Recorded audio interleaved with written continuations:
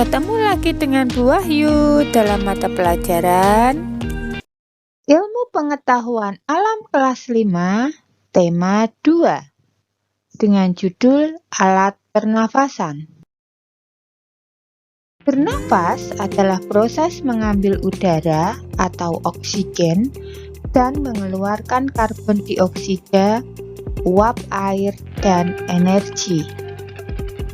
Tujuan bernafas adalah untuk menghasilkan energi. Pernafasan adalah proses pertukaran gas dalam tubuh dan digunakan untuk menghasilkan energi. Proses bernafas dibagi menjadi 3, yaitu 1. Pernafasan eksternal, yaitu pernafasan luar. 2. Pernafasan internal atau pernafasan dalam, dan yang ketiga adalah pernafasan seluler atau pernafasan sel. Alat pernafasan pada hewan. Yang pertama adalah ikan. Ikan bernafas dengan insang.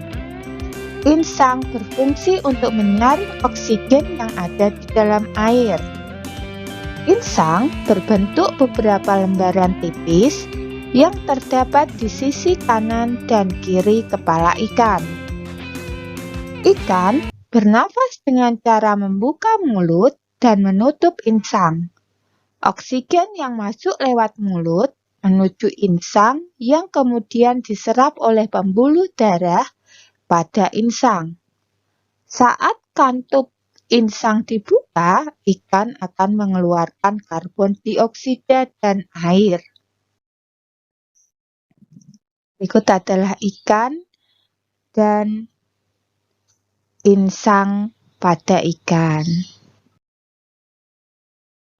Yang kedua adalah cacing tanah.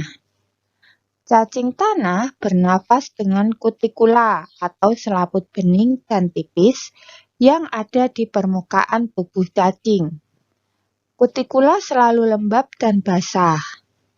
Kutikula menyebabkan udara yang ada di dalam tanah masuk ke pembuluh darah cacing.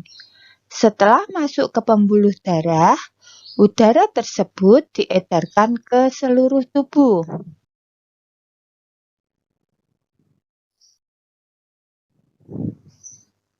Berikut adalah bagan pernafasan cacing tanah. Yang ketiga adalah katak. Katak bernafas dengan paru-paru dan kulit. Namun, saat berbentuk berudu atau kecebong, katak hidup di dalam air dan bernafas dengan insang untuk mengambil oksigen dari air. Setelah mereka dewasa, insang tersebut berganti menjadi paru-paru yang berguna untuk menyerap oksigen dan membawanya ke aliran darah. Selain paru-paru, katak juga bernafas dengan kulit. Kulit dapat menyerap air yang kemudian akan terjadi proses pertukaran gas melalui kulit, yang disebut juga dengan respirasi kulit.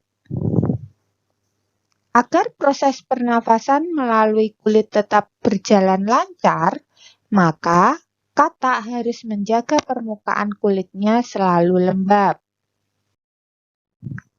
Berikut adalah katak saat berwujud berudu atau kecebong. Ini adalah setelah katak menjadi dewasa.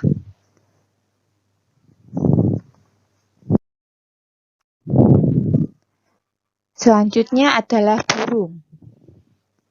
Burung bernafas dengan paru-paru.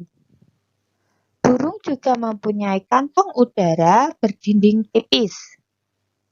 Kantong udara tersebut terhubung dengan paru-parunya.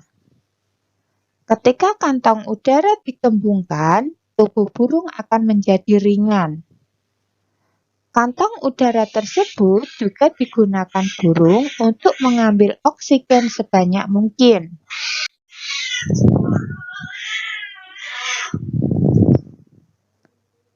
Berikut adalah alat pernafasan burung, yaitu paru-paru dengan memiliki kantong udara. Selanjutnya adalah reptil. Hewan reptil seperti kura-kura, kadal, komodo, dan buaya bernapas dengan paru-paru. Keunikan dari hewan reptil adalah memiliki katup pada saluran pernafasan, sehingga pada saat berada di dalam air, hewan ini akan menutup katup saluran pernafasan yang terdapat pada hidung, batang tenggorok, supaya air tidak masuk ke dalam paru-paru. Proses pernafasan reptil adalah oksigen masuk melalui hidung, kemudian ke batang tenggorok, dan disalurkan ke paru-paru. Nah, berikut adalah contoh dari reptil, yaitu komodo.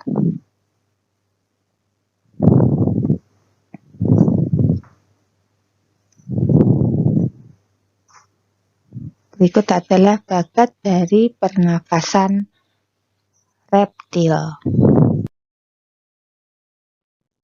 Selanjutnya adalah hewan mamalia, yaitu hewan menyusui. Hewan jenis mamalia, baik yang hidup di darat maupun di air, bernapas menggunakan paru-paru. Pernafasan hewan mamalia membutuhkan oksigen di udara, sehingga ikan paus dan lumba-lumba sering naik ke permukaan air untuk menghirup oksigen di udara. Nah, berikut adalah ikan paus yang sedang menghirup udara. Begitu juga dengan ikan lumba-lumba.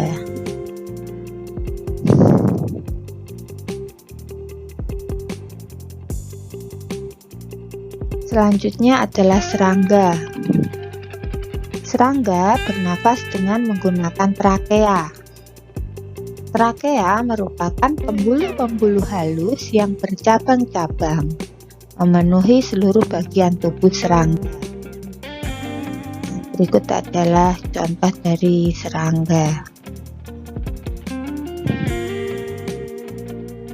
Selanjutnya adalah alat pernafasan manusia. Manusia bernafas menggunakan paru-paru. Udara yang kita hirup adalah oksigen, sedangkan udara yang kita keluarkan adalah karbon dioksida.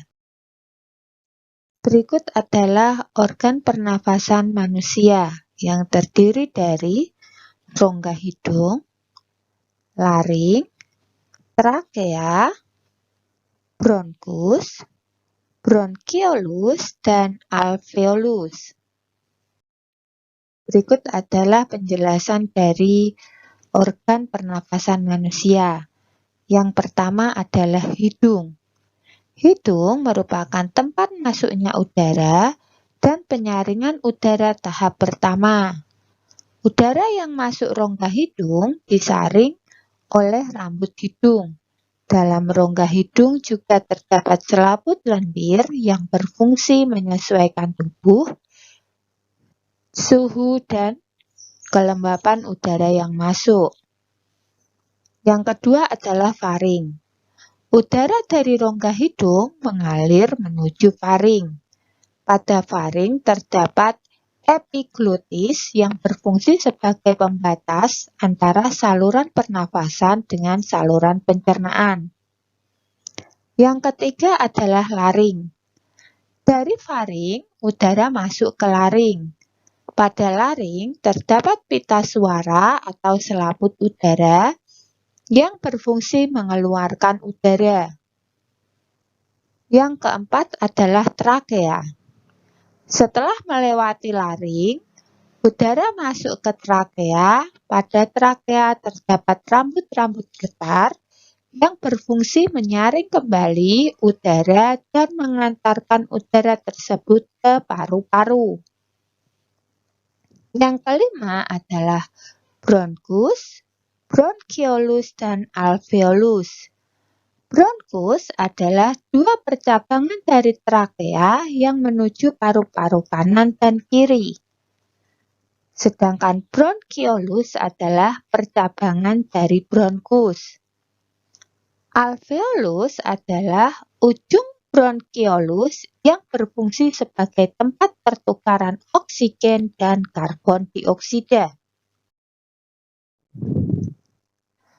Pernafasan manusia terdiri dari dua proses, yaitu inspirasi, yaitu pernafasan udara ke paru-paru, dan ekspirasi, yaitu mengeluarkan udara dari paru-paru.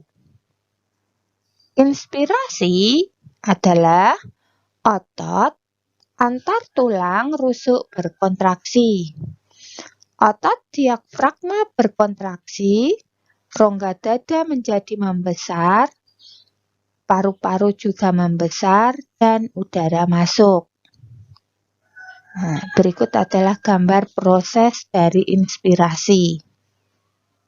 Sedangkan ekspresi adalah otot tulang rusuk berelaksasi, otot diafragma berelaksasi, rongga dada mengecil, paru-paru mengecil, dan udara keluar.